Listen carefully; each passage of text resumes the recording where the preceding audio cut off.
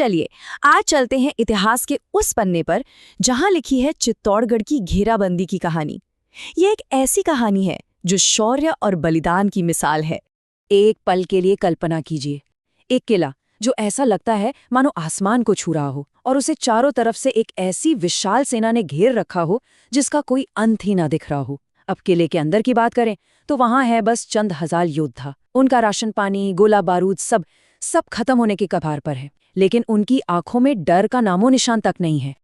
तो बात है साल 1567 की। एक तरफ था मुगल साम्राज्य जो शहंशाह अकबर के नेतृत्व में पूरे हिंदुस्तान में फैल रहा था, और दूसरी तरफ था मेवाड़ का राजपूत राज्य जो अपनी आज़ादी के लिए किसी भी कीमत पर झुकने को तैयार नहीं था। तो चलिए इस ऐतिहासिक टकराव की वजहों को जरा और करीब से समझते हैं।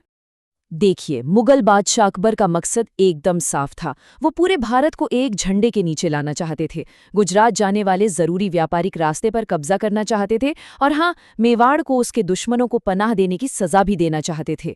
वहीं दूसरी तरफ मेवाड़ के लिए ये अपनी पहचान, अपने राजपूत सम्मान और अपनी आज़ादी को बचाने की लड़ाई थी। तो मतलब ये टकराव तो होकर ही रहना था। और ये लड़ाई कोई बराबरी की नहीं थी, बिल्कुल भी नहीं। अकबर की तरफ थी 80,000 सैनिकों की एक विशाल सेना जो उस जमाने के सबसे बेहतरीन तोपखानों से लैस थी, और उनका सामना करने के लिए चित्तौड़ के किले में थे सिर्फ 8,000 राजपूत सैनिक। युद्ध की एक सोची समझी रणनीति के तहत महाराणा उदय सिंह खुद तो पहाड़ियों में चले गए थे, लेकिन किले की हिफाजत का जिम्मा वो दो जबरदस्त योद्धाओं के कंधों पर छोड़ गए थे। एक थे मेड़ता के अनुभवी राव जयमल राठौड़, और दूसरे थे सिर्फ 16 साल के जोशीले सेनापति रावत पत्ता चुंडावत। और बस इन्हीं हालातों में अक्टूबर 1567 में शुरू हुई चित्तौड़ की वो ऐतिहासिक घेराबंदी जिसे आज भी याद किया जाता है। अब देखिए, शुरू के कुछ महीने तो राजपूतों के हक में गए। किले की जबरदस्त ऊंचाई उनके लिए एक बड़ा वरदान साबित हुई। मतलब मुगलों की भारी भरकम तोपें खिलौनों जैसी लग रही थीं। उनके गोले दीवारों तक पहुंच ही नहीं पा रहे थे, जबकि ऊपर से राजपूतों की गोलाबारी ने मुगल सेना में काफी नुकसान पहुंचाया था। अकबर की इतनी बड़ी सेना कुछ हजार योद्धाओं के सामने बेबस सी नजर आ रही थी। तो जब सीधी लड़ाई से बात नहीं बनी तो अकबर ने एक नया और बहुत ही खतरनाक तरीका अपनाया, सबात। ये असल में ढकी हुई खाइयां होती थीं जिन्हें हजारों मजदूरों ने अपनी जान पर खेलकर किले की दीवारों तक खोदा था। इसका मकसद था कि मुगल सैनिक ऊपर से हो रही गोलीबारी से बचते हुए दीवारों के करीब पहुंच सकें। इन्हीं सबातों की मदद से मुगलों ने दीवारों के ठीक नीचे दो बहुत बड़ी बारूदी सुरंगें बिछा दी। प्लान सीधा था, एक जोरदार धमाके से दीवार तोड़ो और किले में घुस जाओ। लेकिन कहते हैं ना, जल्दबाजी में अक्सर बड़ी गलतियां हो जाती हैं, और मुगलों से भी एक ऐसी ही गलती होने वाली थी। हुआ ये कि 17 दिसंबर को जैसे ही पहली सुरंग में धमाका हुआ और अकबर के सबसे बहादुर सैनिक उस टूटी दीवार की ओर दौड़े, तभी दूसरी सुरंग भी फट गई। इस गलत टाइमिंग की वजह से हुए धमाके ने अकबर के ही 200 से ज्यादा जांबाज सैनिकों के परखच्चे उड़ा दिए, और राजपूतों ने वाह क्या फुर्ती दिखाई। उन्होंने झटपट उस टूटी दीवार की मरम्मत भी कर दी। घेराबंदी को अब लगभग 5 महीने हो चुके थे। मुगलों का हर दांव उल्टा पड़ रहा था। लेकिन फिर एक रात अंधेरे में चली बस एक गोली ने इस पूरी जंग का पासा ही पलट कर रख दिया। सोचिए, अक्टूबर 1567 से ये घेराबंदी चल रही थी। दिसंबर में मुगलों की सुरंग वाली योजना नाकाम हो गई थी, और अब फरवरी 1568 आ चुका था। किले के अंदर एक एक दाना कीमती हो चुका था, रसद लगभग खत्म थी। और फिर आई वो रात, 23 फरवरी की रात।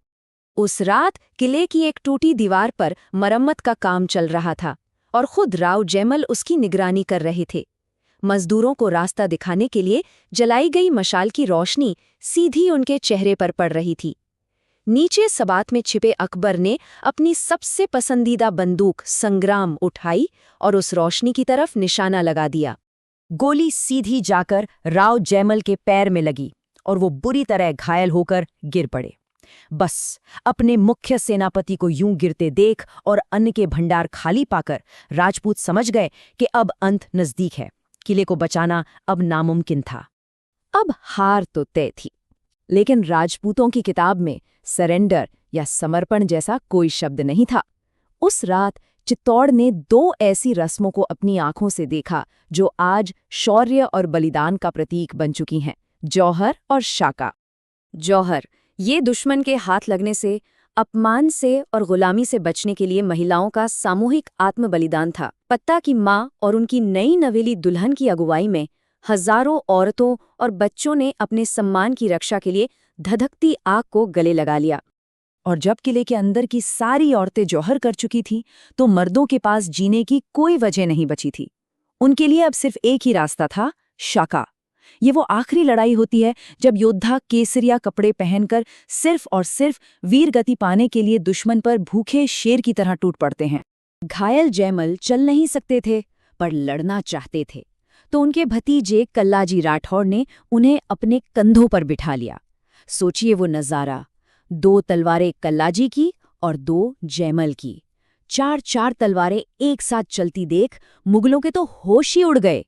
उन्हें लगा जैसे कोई 4 हाथों वाला देवता रणभूमि में उतर आया हो।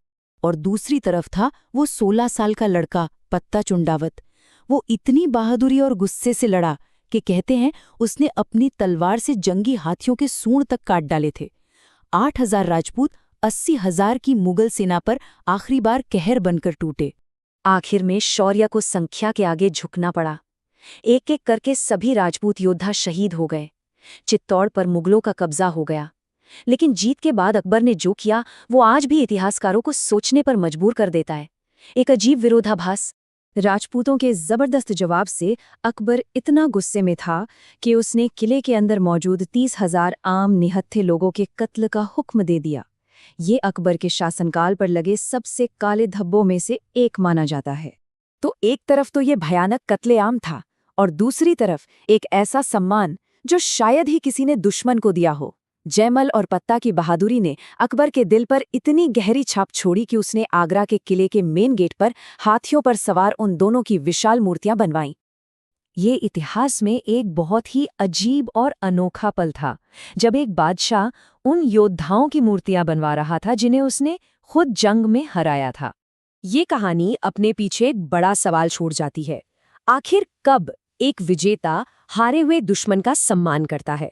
और ये बात हमें जंग के स्वभाव के बारे में, इंसान के स्वभाव के बारे में आखिर क्या सिखाती है?